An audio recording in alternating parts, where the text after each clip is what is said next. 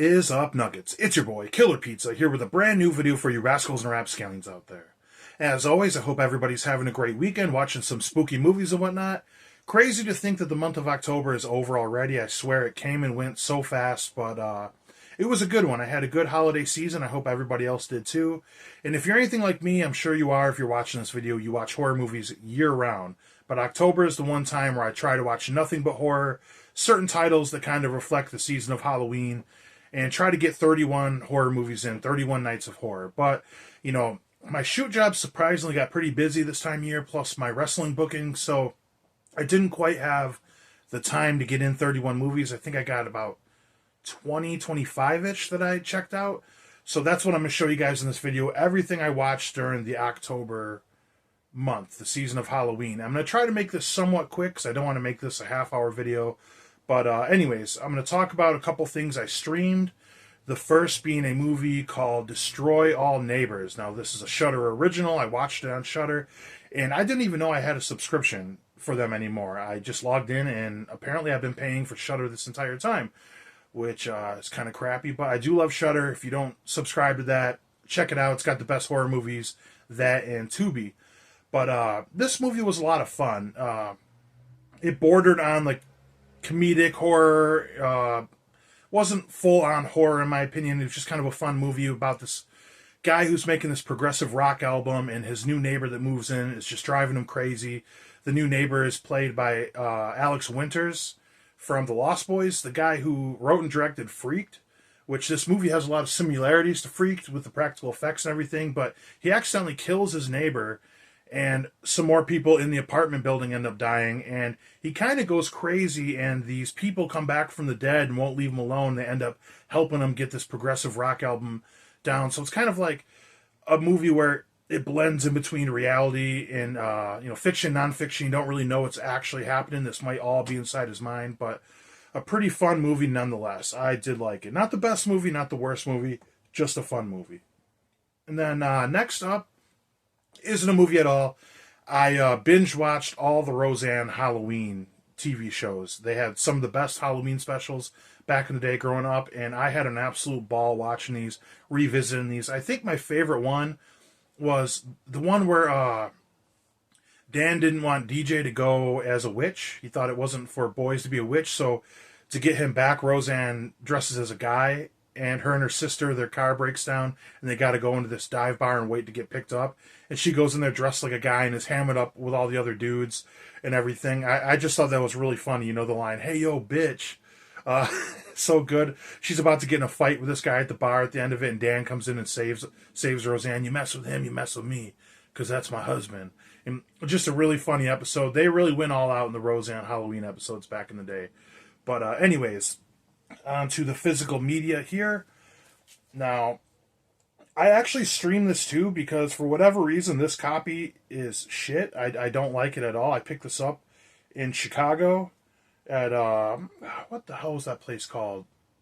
I'm gonna remember after the video and wish I mentioned it because it was a pretty rad record store and everything. But Phantasm. This was the first horror movie I watched in my 31 days of horror. Just the audio I have issues with this copy right here.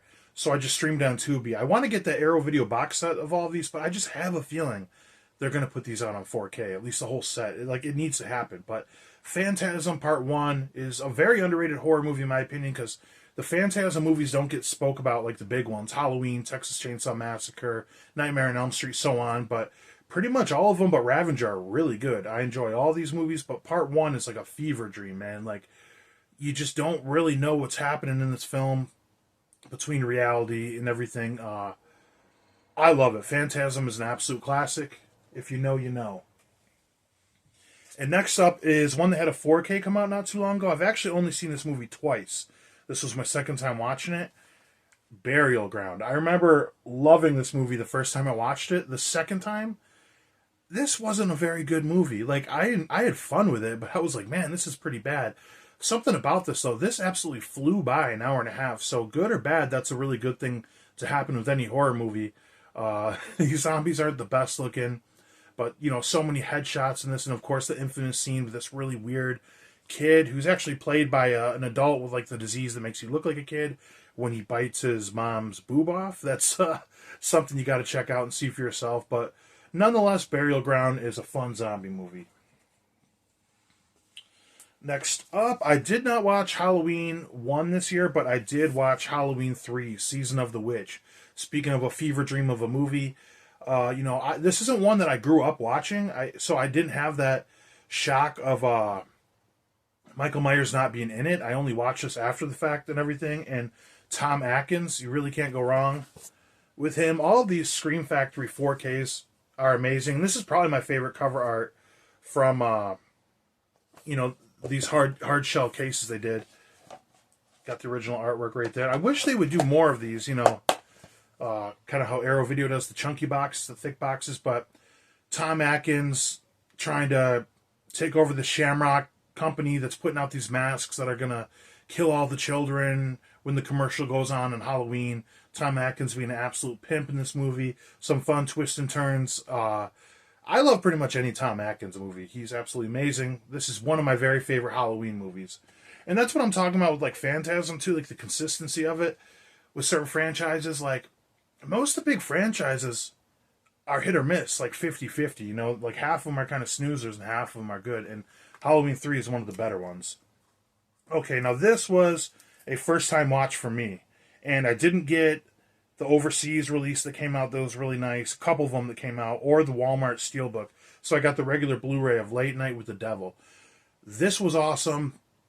Such a good vibe. I love how it kind of takes place as like a 1970s late night talk show, and the host does an amazing job in this. I love how like the whole movie they have like a behind the music-esque like documentary explaining his rise, and then it goes into just the episode, like the opening monologue of the late night show, and it kind of plays like the full footage of a late night show, but in the commercial it goes to black and white, and that's where you get a little more of like the storyline fed in from behind the scenes and everything. So very original in how they did this. The scene with the worms was intense. The ending of this was intense. Another scenario where at the end of the movie you don't necessarily know what exactly happened because of like the fever dream isk. That's like the phrase of the day with like most of these movies I'm talking about, right? But if I don't want to give too much away because it's still a newer movie, but if you've seen it, you know what I'm talking about. This was just a lot of fun, very fun watch, very, very original. Okay, and I'm not going to go too far onto this one. Let's talk about Terrifier 2. I watched this one because I seen the movie I'm going to talk about after this. Terrifier 3, it's probably my favorite out of the three. I put it over Part 3 just a little more. And yes, I did get that giant $135 bundle from Umbrella with all the movies on 4K. I'm going to do an unboxing of that in December when that shows up. I got the censored shirt, too, that they won't show on Umbrella, so I don't know what the fuck that is. Most likely not going to wear that in public. I don't really like wearing shirts with a lot of gore or swear words on in public, because there's kids out and stuff, man. You got to be a little respectful to, other people, but I just kind of bought that out of curiosity. But I love Part 2. I love how it's kind of a fantasy movie. A lot of fun. And then, obviously, right after that, I watched this to tune up for Terrifier 3. And if you guys want my full thoughts on this, I did a complete review of this movie. I rambled on about it for like 20 minutes. So go check that out if you want to hear my full opinion on it. But overall, I really liked it. I don't think anything was more brutal in this than the bedroom scene in Part 2, but it was more dark than Part 2. And I could go on and on. Just go check out my review about that if you want to hear me give my thoughts on Terrifier 3 a little more. Okay, then at this point when I watch this movie, I just kind of want to slow things down a little bit, get it back to some ha-has. I was watching some dark stuff before I threw this on. Killer Party. This is just a really, really fun slasher movie about these three girls that are trying to get accepted into this, what do they call it? It's not a fraternity. It's like the sorority. They're trying to get accepted into a sorority in college. And it's pretty much comes off like a college comedy the first half, really funny stuff, and then it gets a little more crazy in the end of the second and beginning in full third act for that matter. It takes a turn towards the very end that you don't see coming, but I love this movie. I love all three girls in this. They're all very hot, to me at least. I love the girl with the glasses. I can't remember her name in here, but when she plays the prank with the dummy getting the head cut off, thinking that's funny, it's like everyone's like, no, that's not funny at all. Why would you think that's That's my kind of lady, that type of sense of humor. But love this movie. Kind of more of a comfort movie to me as well. Always have a good time watching it. Now, here is one I did not plan on upgrading until my buddy Shay was telling me about this. That's actually my friend I went to go see Terrifier 3 with. And I ended up picking it up, The Blob, on 4K. Not the biggest fan of the artwork on the Steelbook, but it is pretty cool. I find myself like, I don't want to be a guy that just needs the slip covers on the 4K, but like when I pass up on some of these and I won't get the slip, and they come out with a pretty cool like Steelbook, that's kind of the time for me to upgrade. Like I have the Escape from New York Steelbook upgrade for the 4K coming this Tuesday, along with some other pretty cool stuff, which I'm going to be doing a complete physical media haul in a couple weeks. I got some stuff planned before that. It's going to be a massive haul. But, you know, I realize, like, when it comes to upgrading these, it just has to be one of my favorite movies or, like, a John Carpenter movie when it comes to horror. And I love The Blob. The practical effects in this are great. Awesome, awesome horror movie. Great creature feature. Besides the stop motion at the end, which doesn't really age well, this is a really fun movie. I love The Blob. And here are a couple ones that I have some hot takes on. This is one people told me to check out for the longest time. The WNUF Halloween special. This is the TerrorVision version over the Vinegar Syndrome partner label release. Now, this is pretty much follows a late night news special where they're it looks like it's like real footage, and they have this guy going to do this seance inside this haunted house, and they even add like commercials in between all the news report and everything, the graininess shot on VHS kind of look. In theory, this is really cool, but this is nothing but background watching for me. That is my hot take. I hated this movie. This was terrible. I did not like it at all. I just thought this was really boring, and the payoff itself wasn't even that good. So, you know I usually always have pretty positive things to say about a lot of these reviews. You know, I don't necessarily like to shit on movies, but I'm just going to be honest. This wasn't for me. If you like it, I understand why. It just felt like I was watching Adult Swim or something. My brain was melting. Just very bad, very slow. If you like it, cool. I understand why you would, you know, but not for me. And here is my biggest mistake of October. For some reason, I decided to do a doubleheader. I said, I haven't seen these movies in a very long time. Very long time. Let's give them a chance. Rob Zombie's Halloween 1 and Halloween 2. Terrible. Terrible. It still stands, man. And I talked to some people recently. A guy at work told me Rob Zombie's Part 1's his favorite Halloween movie. And a couple other friends, when I was at the Shogun show, were telling me these were their favorite ones. Now, maybe this is just like a couple of these guys are a little younger and they had the experience. Like, I get it. So bad. So terrible. Part 1, it was like the Devil's Rejects Halloween, and it just didn't work. Like, the language they have in the beginning of the movie and that whole backstory with that obnoxious-ass kid, not good. And then you got Part 2, which I guess is better in theory. I remember joking when I first seen this, like, Rob Zombie wants to be Michael Myers so bad. He looks just like him with the beard and everything. And he had to throw his wife in there with the white horse. These are movies I'm willing to argue with people about. Like, you know, some shit I'll let it go. Like, any movie I talk about, if I don't like it, you like, cool. You know, it's your right to like the movies. Like, I don't want to be a pretentious guy like that. Like, nothing worse than like if you go out to eat and you get a food someone else doesn't like at the table and they go, ooh. It's like, you ain't eating it, man. So it's like, I don't need to watch this again, but if you enjoy watching it, cool. I'm not going to shit on you for that. But I will shit on the movies because they fucking suck. Scout Taylor Compton's like the only good thing in both these movies, and she's pretty obnoxious in the second movie, to be honest. I would put the second movie over Part 1. I would say it's better, but these are bottom of the barrel for me. Terrible. Time I can't get back. Now, something that's not terrible, the 4K of A Nightmare on Elm Street. This was awesome. I love this movie. This 4K looked so good. I know I said I was going to review all of these movies this week, but I'm going to push it one more week. Because this next weekend, Saturday, November 9th, I'm actually going to go meet Robert Englund at the Motor City Comic Con in Novi. So if you're from Michigan, you're going to that Comic Con, let me know. I'm going by myself, so If anybody watches these videos and you're going to be up there, we could chill a little bit at the convention. I actually just got the replica glove from Trick or Treat Studios from Part 1. I ordered that, and I'm going to have it signed, right on this part right here.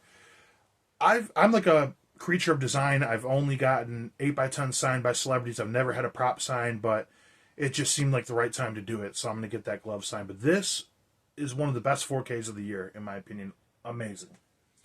And with that, I've had this box set, this little set, forever. All the original Nightmare on Elm Streets. And I haven't watched these movies in so long because I was waiting for that Scream Factory box set to come out, which I hear rumors there might be an Arrow Video box set coming out. But when I got the 4K, I knew I was going to meet them. I watched Part 1. I'm like, now's the chance to go through and rewatch all these. I didn't watch, I watched everyone on here. I didn't watch Freddy vs. Jason because I watched that last October, which I have a ranking video of every single Friday the 13th, including Freddy vs. Jason, if you want to check those out.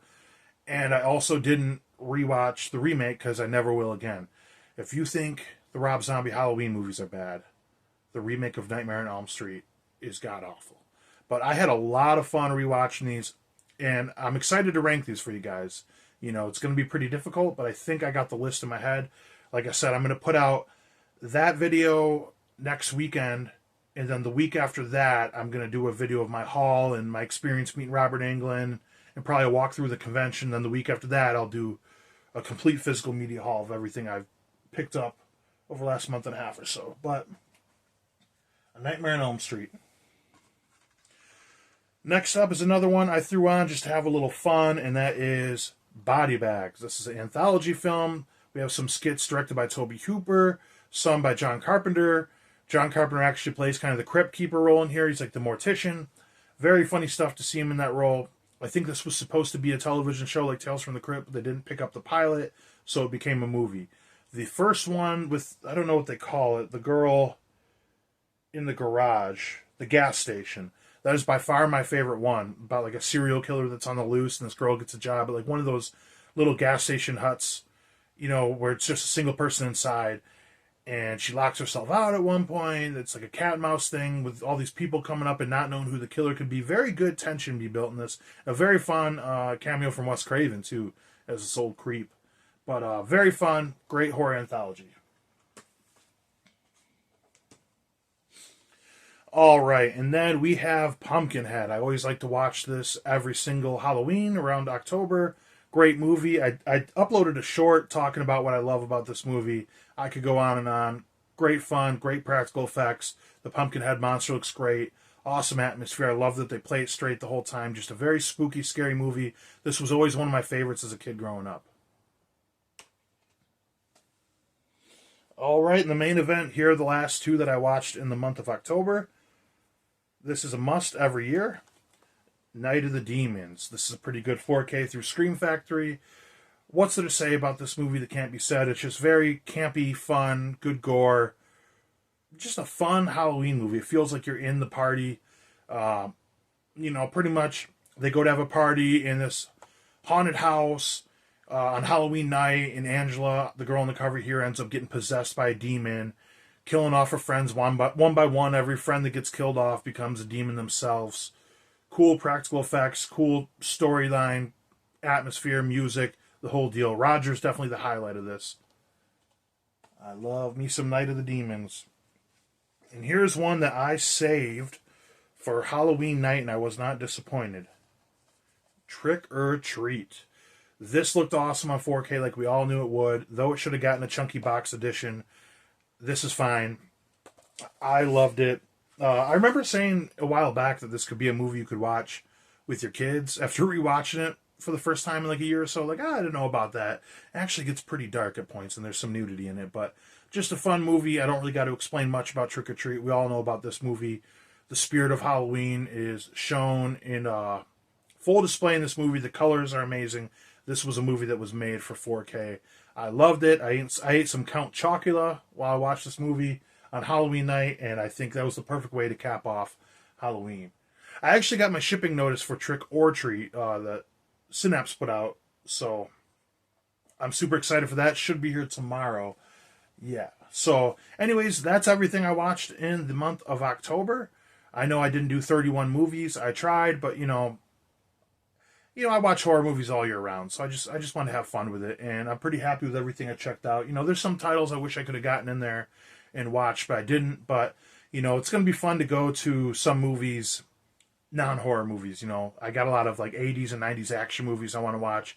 There's this movie Dee Dee. It's like a coming of age dramedy that I'm going to watch tonight that I've been really looking forward to. Got some fun stuff coming in the mail on Tuesday and Thursday. I actually got a steelbook of the 4K of Last Action Hero today in the mail.